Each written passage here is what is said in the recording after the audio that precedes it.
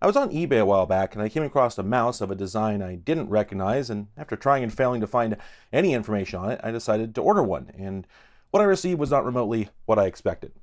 This here is the boy, and I've sussed out most of how it functions through sheer deduction, since there ain't jack or shit about it online. There's only two numbers anywhere on the entire device, and neither turn up any results. The model number on top appears to be Q500, but that search just gets you eBay listings and forum posts from other people who have one. It also says model DMP3 on the bottom, and it mentions a Shakers Inc., none of which get any results either. So this thing's a total mystery. We can know, at least, that it is an optical mouse, and from the overall design language, I would guess that it was made before optical mice were common, although I could have stuck the landing on that piece of conjecture by just looking at the interface. It uses serial, which was more than on its way out by the mid-90s, and we didn't really start getting cheap optical mice on consumer desks until the 2000s. I'm just going to guess that it came out in, let's say, 1996. Now, that would make this a 25-year-old design, which is not to say that it was made 25 years ago. The factory making these probably got an order to make 30 million of them in 95 and are still churning them out today. However, the reason that it's important that it's old is that this probably predates the popularity of the now typical optical design. And I'd love to explain how that works, so that when I come back and explain how wacky the inside of this one is, it'll really make a splash. So let's make a short story long. Every optical mouse you've ever used probably depended on the exact same technology. This is a typical example of the sort. It uses a mechanism that's very cheap, very unimpressive, and it works really, really well. Let me open this up and I can show it to you.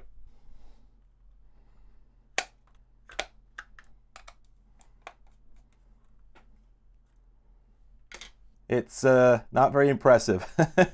This is the USB cable. You got the wheel there, a couple switches, and then that guy, and that's pretty much it. There's actually one major component you can't see. If we lift up this board here, on the bottom here, there's an LED. This used to be a discrete part, and all that does is just illuminate the surface underneath the mouse. The rest of the magic all happens inside this little black rectangle here. That black rectangle actually contains a camera. Inside there is a little tiny image sensor, little tiny lens. Actually, not even. The lens is right there. It's this cast piece of plastic. When you set this mouse on a surface, the LED illuminates it at a grazing angle, which highlights all the imperfections, little bumps and divots. Then the camera on the bottom of the mouse takes a picture of all those imperfections. Now, when you move the mouse just a little bit, it takes another picture, and it compares the two. It finds all the little bumps and divots and scratches, and it sees that they were here, and now they're here. And it does a bunch of complicated math and determines that the only way that could have happened is if you move the mouse like that. And it calculates a motion vector from that information. Seems very complicated, but apparently it's really easy to do, because every single mouse like this is doing that, I don't know, hundreds of times a second, thousands, I don't know. It's a lot, and it seems to work really, really well. Like, I don't know about you, but this doesn't feel like it should be a reliable method. It's a neat trick, but I mean, come on, it's just a trick. For the real world, you're gonna have to use something different, right? Well, of course, we all know optical mice are basically bulletproof. They basically just work, so my intuition is clearly worth dick. The modern optical mouse works so well, in fact, that nobody is nostalgic for what came before. I've almost never seen anyone still using a ball mouse on purpose, and that has to be the most impressive accomplishment of any advancement in computer technology history. Congratulations, inventors of the cheap optical mouse. You made something so unquestionably good that it didn't spawn a subcommunity who think it ruined computing. Please collect the gold, silver, and bronze trophies, because there is no competition in this category.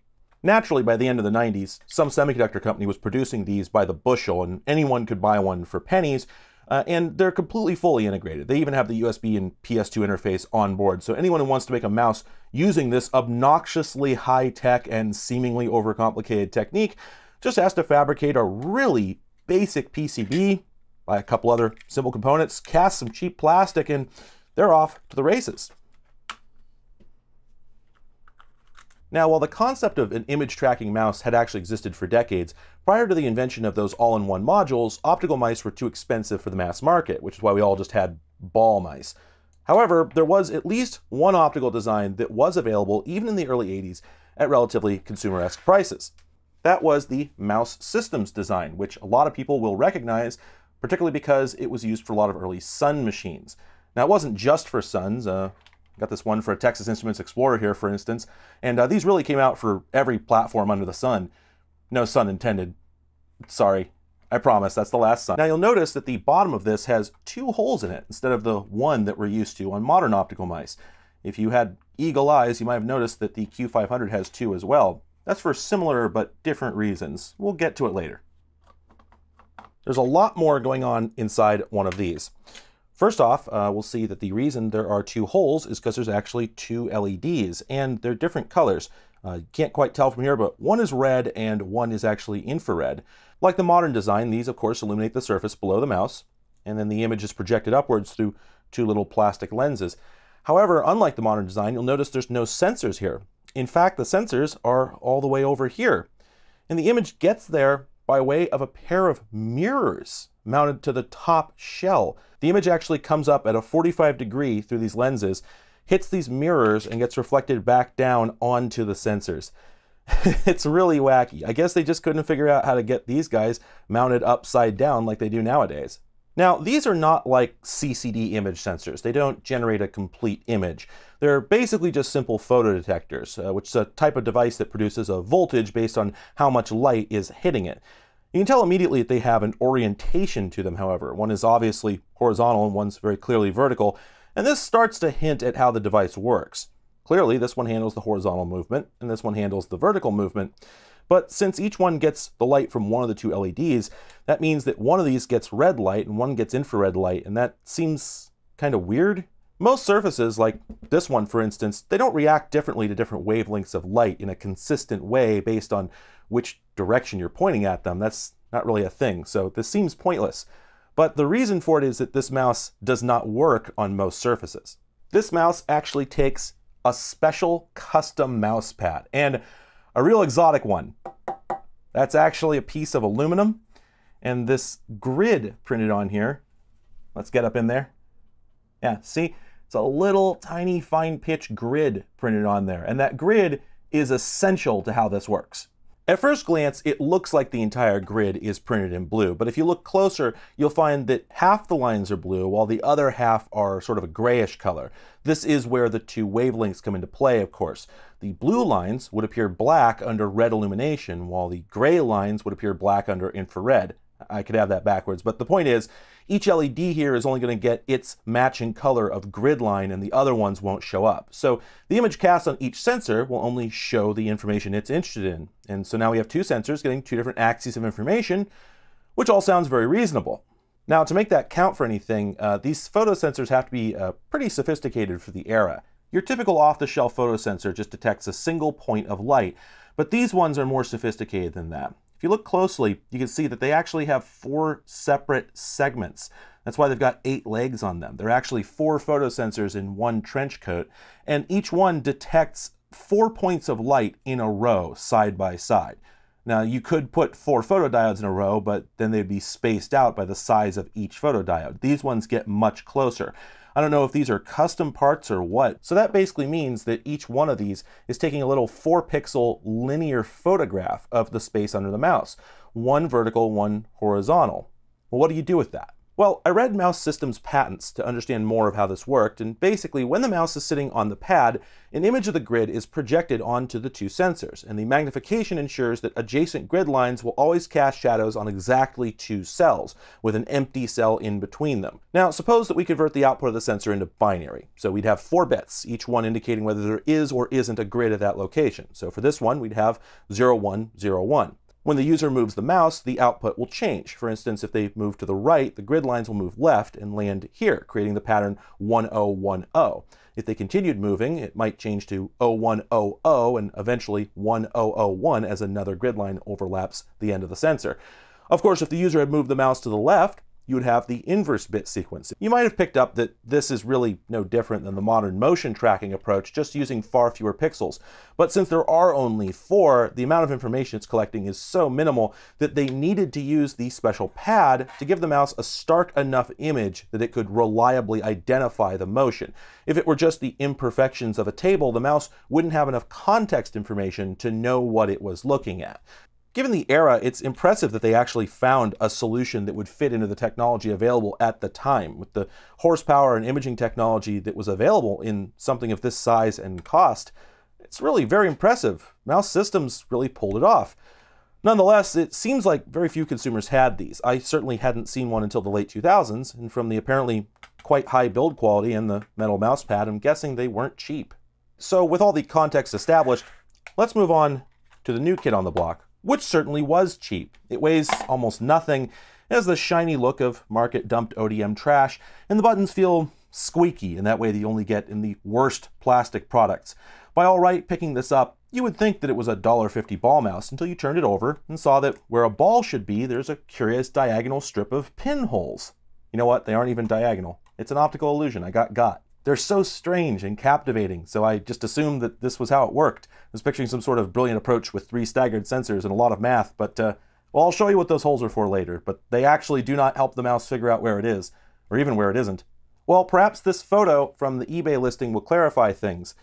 This too uses a custom mouse pad, but instead of a grid, it uses 2 one-dimensional patterns, each one only covering half the pad. Now, when I saw this, I was immediately upset. I mean, what if you move it too high or too low, and one of the sensors comes off its respective half? You lose that axis, right? Well, once it arrived, it made a lot more sense, because it turns out the pad is incredibly small. I don't know if it comes across in the video, but this is the smallest mouse pad I've ever seen. And that's the trick. The sensors are separated far enough that you can't actually get them off their respective areas. If you move this all the way up, see, you'd come off the top of the pad before this guy could come off of its area. And likewise down here, same deal. So the pad has to be small because it has to be exactly twice the height of the mouse. That's janky, ain't it? Okay, but what are they doing here?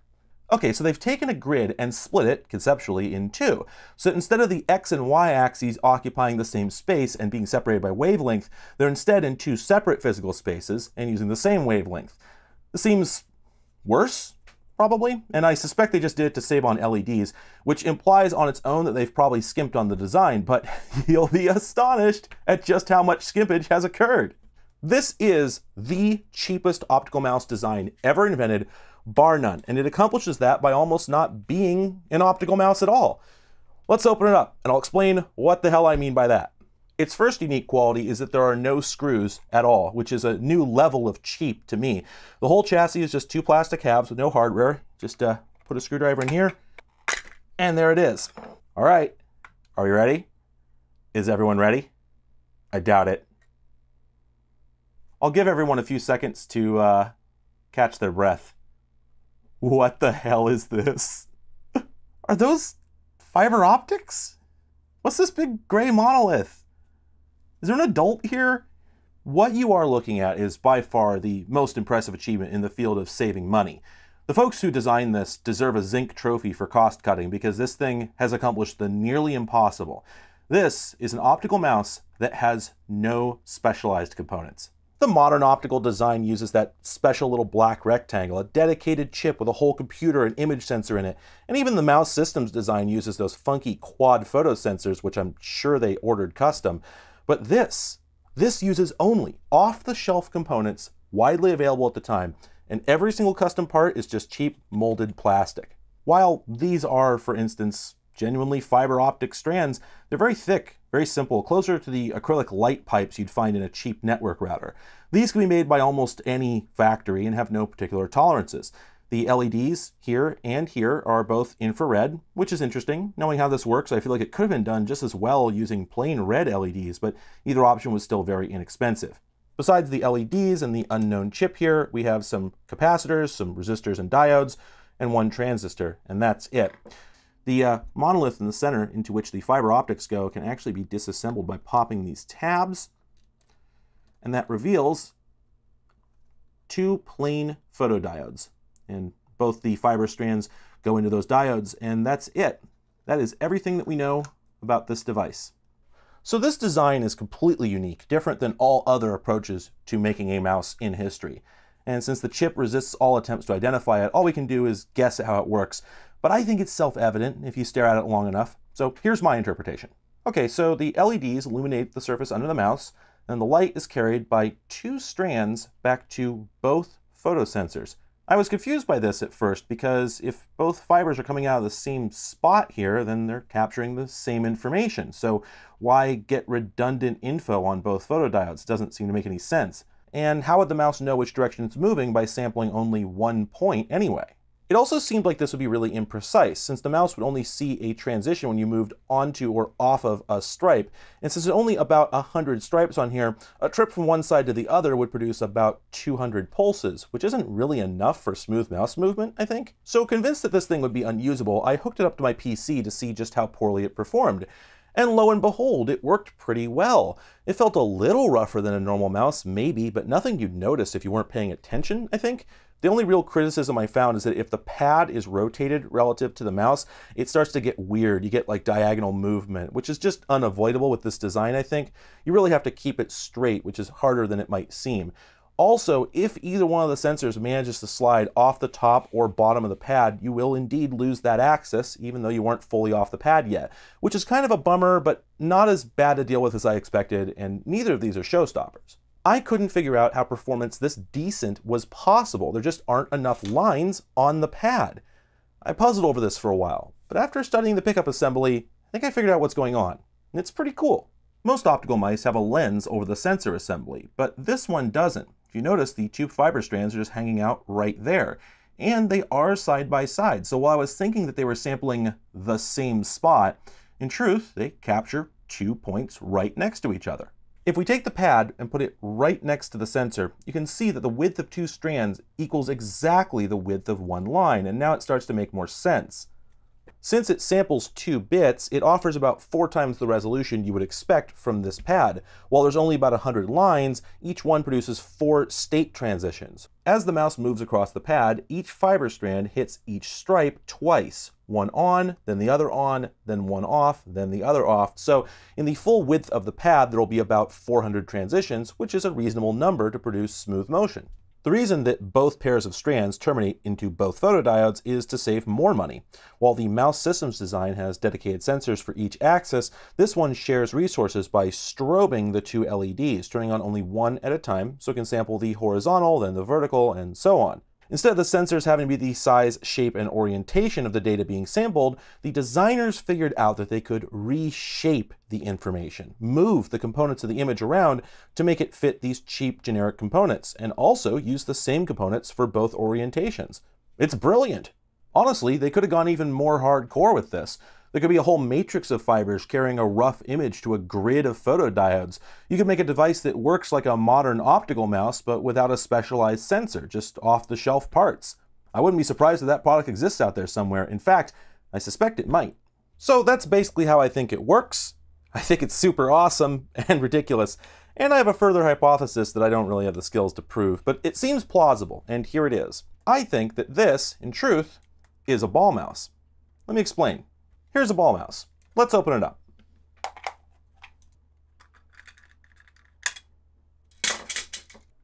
Here is the ball. When you put the mouse on a surface and move it, the ball rotates. It rides on these 2 plastic rods, and the rods rotate a couple of plastic discs. Looking closely, you can see that those discs have notches in them, and when the discs spin, they pass between a thing called an optointerrupter. An optointerrupter looks like this. It's an LED and a photosensor held a certain distance apart, and the disc passes between the two, and when the notches come around, they interrupt the beam. This produces a series of pulses as the disc rotates. This combination of parts is called a rotary encoder, and they are very commonplace even in modern devices, like the wheel in the mouse you're using now. The Q500 is, in essence, a pair of rotary encoders that have been unrolled and turned into linear encoders.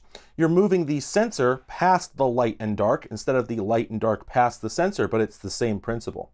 And it's so similar that it makes me wonder if this mouse could actually be using an ordinary ball mouse controller chip, meaning this mouse would contain no parts that were not already available off the shelf. If this is true, then this is a masterpiece of cheapness, a magnum opus of cost cutting. If you have any remaining doubts about just how cheap this thing is, let me show you now what the holes in the bottom do. Okay, there's the 3 holes, and they line up with, right about there. So they do... nothing. I mean, I don't know for sure why they're there, but I'm guessing that the people who made this were just not above a little bit of fraud and decided that the 3 holes would make it look a little more interesting. I don't know. Either way, I am astonished at the sheer chutzpah of attempting to move us out of the dark age of mechanical mice into the future with something this unfathomably low cost. My hat is off to these folks. Now, while I said that this hardware was unique, really, this sort of unspeakably cheap product with no attached brand name always gets sold under 1,000 names and 1,000 models, and it seems like that is the case. Earlier this year, LGR covered a, quote, optical laser mouse that has a totally different brand and design, yet is definitely made by the same people. Since we can now compare these 2 designs, although I can't open his up and see what's inside of it, let's take a moment and look at it from a technical perspective. In Clint's unit, there are still 2 sensors, but they aren't offset by the full length of the mouse. They're right next to each other now, although they are still oriented in 2 different directions. The pad, while still a custom design, uses a grid of dots instead of the Q500 split grid or the mouse system's full grid. This seems problematic to me because the dots are all the same color, so how could the sensors tell them apart? If you were moving the mouse vertically, for instance, and both sensors were sliding over dots, they'd both be seeing pulses of black and white, so how would the horizontal sensor know that those weren't supposed to be horizontal pulses? My guess is that this is a later revision where someone figured out that if you space the sensors at a half multiple of the grid size, it becomes mechanically impossible to get the vertical and horizontal sensors to travel over dots simultaneously when moving in only one axis. I admit I have a hard time illustrating that, but I think it makes sense in my head. So Clint's mouse looks like a later, better design, but I wish I could open it up because while I suspect it has largely the same parts as the Q500, there is one curious difference that could turn out to be substantial. If you look closely at the sensors, they appear to have 8 fiber strands instead of 2. So much like I had hypothesized earlier, it seems like this might be using a whole grid of photodiodes to assemble an actual low-res photo. It could even be using an 8x8 pixel CCD. Clint wasn't available to get me inside shots in time for this video, so I can't really be sure, but if it turns out to be interesting enough, maybe I'll do a follow-up. Now, despite these looking like they have different mechanisms, they're still clearly made by the same people, since the special button on mine offers the exact same weird features as the special button on his. His button is on the side, while mine is in the middle, which is actually very confusing since it never actually sends a middle click. If you just press and release it, it sends an automatic double left click, which I think showed up on a few other mice around this time just to make double clicking easier. However, if you hold the middle and right button for about a second, the mouse switches to high DPI mode, where the cursor moves half as fast for precision operations. I'm sure they intended this for graphics, to get better precision when doing CAD or whatever, but when I try to actually do that, I find that while it does make precision motion a little easier, trying to draw smooth curves doesn't get any easier, which seems odd. I'm not sure what's going on there, but if I try to draw a circle, it always comes out kind of squarish, no matter how slow I go. I guess there's some non-linearity with diagonal motion on this mouse, but damned if I know how to measure it. Now, you could also use this for gaming. For instance, here in Quake, if I switch to high DPI mode, it lets me move very gradually to line up a shot. This is a feature offered by a number of modern gaming mice, usually labeled as a sniper button, but this was unavailable in the mid-90s when I assume this one came out, so it's pretty ahead of its time in a sense. It's kind of cool, but since you have to hold 2 buttons for a full second to get in and out of it, it's not really as useful as it could be. I still think some people would have liked it though. The other special feature on here can be reached by holding the middle and left button for about a second. This puts us in joystick mode. In this mode, the mouse controller keeps track of how far you've moved it from its starting location, and continuously sends updates as if you're continuing to move in that direction. The further you are from the imaginary starting point, the higher the velocity will be, as if you were gradually pushing a joystick further and further from center. Naturally, this is probably most useful for games. The immediate thought would be a flight simulator where you might want to perform a slow bank or climb, but don't want to have to keep picking up the mouse and moving it over and over. Well, that's sort of valid. If we fire up Descent and try it there, it actually works pretty well. Descent is kind of a flight sim, and it uses absolute input, meaning that moving the mouse a certain distance normally results in that much pitch or yaw and no more. If you want to turn all the way around, you normally would have to pick the mouse up and reset it a few times to get there. Putting this mouse in joystick mode means that as you push it around, you're kind of sloshing a motion vector around gradually. It's very sloppy and organic. It's hard to describe, but it makes perfect intuitive sense if you're using it. And although I don't know if I'd want to play like this, I can see why someone would. It is sort of like using a joystick. However, while this is cool in Descent specifically, I'm not sure how many other games implemented absolute motion in this way. While it seems like it might be useful for a genuine flight simulator, as far as I know, pretty much all of those had implemented this sort of movement on their own already. Microsoft Flight Simulator, for instance, was already doing this kind of sticky input when you flew with the mouse 10 years earlier, so the joystick mode doesn't offer much there. Conceivably, you could have used this in an FPS, in Doom or Quake, for instance. Some people were playing PC shooters with joysticks and gamepads at this time, and again, I can sort of see the appeal since, for instance, you can both move and rotate smoothly at whatever speed you like, not just the one speed permitted by the keyboard. Thing is, these games are so fast that you really don't want to move any slower than a dead run, usually. And by the Quake era, I think people were rapidly deciding that absolute mouse movement was preferable anyway, so this was probably not going to be a hit with the gamers in any case. When you're done with all this, you can reset the mouse to normal motion by just holding the center button for a second. These weird extra options seem typical of the kind of strange stuff that came out of Taiwan, and in this case Korea, in the 90s, when ODMs were trying to come up with some way to distinguish their product in a space where that was virtually impossible. All a mouse does is move and click. There's not much you can add to make yours stand out from all the rest. Most manufacturers just accepted that, but a few wanted to try to think outside the box anyway, so this kind of wacky value add cropped up from time to time. Things like the double wheel mouse, for instance. And the wild thing is that most of those wacky features didn't go anywhere, were just silly and unusable, but these folks were so close to inventing the sniper button, they could have made a mouse that was a killer gaming peripheral 15 years before anybody else had the idea. Despite all the cut corners, this undeniably offers a simple, affordable optical design, and these mice easily could have sold like gangbusters just on that basis. But since I've never seen one before, I have to assume they didn't. Maybe just because they weren't imported by a well-known retailer. Maybe because they came too late and got steamrolled by better designs, or maybe just because they were tangibly very, very cheap. Anyway, that's all I have to say about it. If you enjoyed this, please subscribe, so I know you like this sort of thing. Remember to turn on notifications because I upload kind of irregularly. If you really enjoyed it, consider supporting me on Patreon, like these folks who are really making this possible. I couldn't do it without all of them. To everyone else, though, thanks for watching me talk for 30 minutes about a $4 mouse.